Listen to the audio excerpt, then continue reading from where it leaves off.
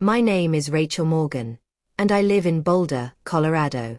For the past 18 years, my life has revolved around one person. My son, Ethan. From the moment I first held him in my arms, I knew he was meant to do something big. Something that required heart, grit, and resilience. I just didn't know then that it would come wrapped in cleats and turf burns. Ethan had always been active, even as a toddler. He wasn't the kind of kid who liked to sit quietly and color. He was the one leaping from furniture, riding his bike faster than his age should allow, and joining every recess game with unmatched energy. By the time he turned 8, it was clear that sports weren't just a hobby for him. They were his passion, his outlet, and maybe even his purpose.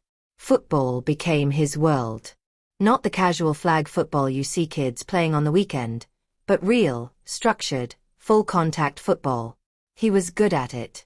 Really good. Coaches saw his potential early on, calling him the Rocket, because of how fast he moved across the field.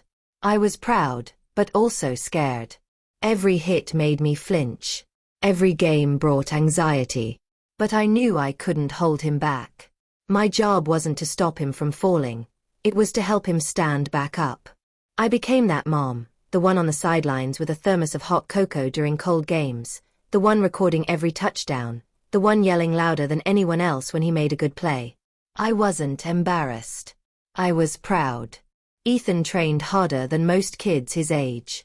He would wake up early, do stretches, watch game footage in the evenings, and practice footwork in the backyard like he was preparing for the NFL. I never had to push him. His drive came from within. By the time he entered high school, he was already on the varsity team. Sophomore year, he was a starting wide receiver. The town started to know his name. People would come up to me at the grocery store saying, "That's Ethan Morgan's mom."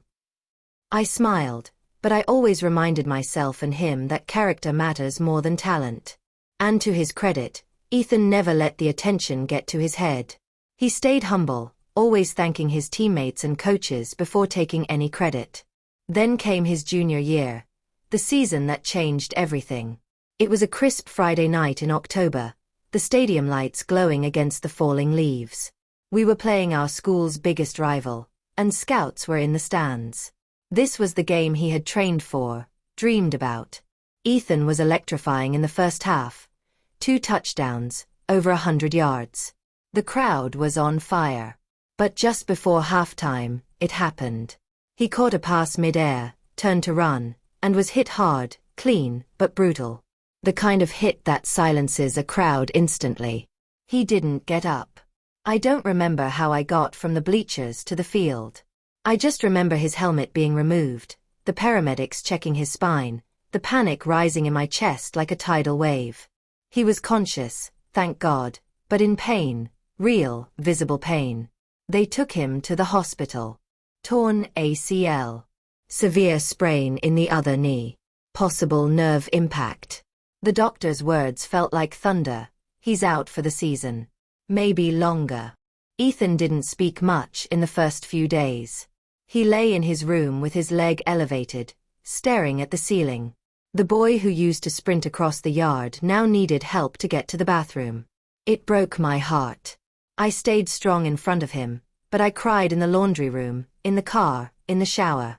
Not because I wanted him to be famous or successful, but because I saw his spirit breaking. Then one morning I brought breakfast to his room and he said something that flipped everything. "Mom, I don't want this to be the end." And just like that, the fire returned. Slower this time, quieter, but it was there. We began physical therapy 2 weeks later. Every session was tough. He'd grit his teeth, sweat pouring down his face, muscles shaking. I was there through all of it. I held his hand, encouraged him, drove him to every appointment, and celebrated every tiny milestone. When he could finally bend his leg past 45 degrees, we got ice cream. When he walked without crutches, we danced in the kitchen. We turned the living room into a mini rehab center. I learned how to wrap his knee, how to monitor inflammation, how to spot signs of mental fatigue. Because recovery wasn't just physical, it was emotional too. There were nights he'd break down, worried he'd never play again, scared he'd lose his scholarship chances. I reminded him that greatness isn't about never falling. It's about rising every time you do. His team was supportive, but it wasn't the same watching from the sidelines. Still, he became a mentor, helping younger players, analyzing game film, and keeping his head in the sport. His coach told me, "Your son has more leadership in him now than when he was on the field." Months passed. By spring, he was running again, not sprinting but running. The doctor was surprised by his progress. He called Ethan a case study in determination. I called it heart. Senior year came, and with it, tryouts. Ethan made the team, but this time, he wasn't the star, at least not at first. He had to rebuild trust in his body, in his movements. But he did it.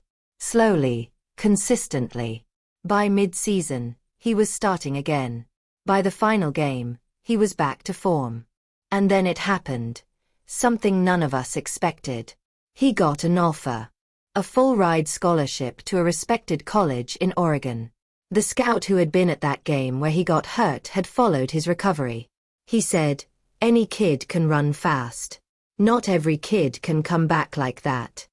The night we got the letter, Ethan hugged me and said, "We did it, Mom." He was right. We did. Because while he was the one on the field, I was his foundation, the quiet anchor holding it all together. And honestly, I wouldn't have it any other way. Now, he's in college, thriving, on and off the field. He calls me before every game. Sometimes nervous, sometimes hyped. And every time, I tell him the same thing. "You've already won, baby. Just go out there and play." And when I sit in those bleachers, miles from home but still holding my thermos of cocoa, I cheer just as loud as ever. Because no matter where he goes, how far he climbs or what he achieves, I'll always be right there. Supporting him, believing in him, helping him recover from whatever life throws his way.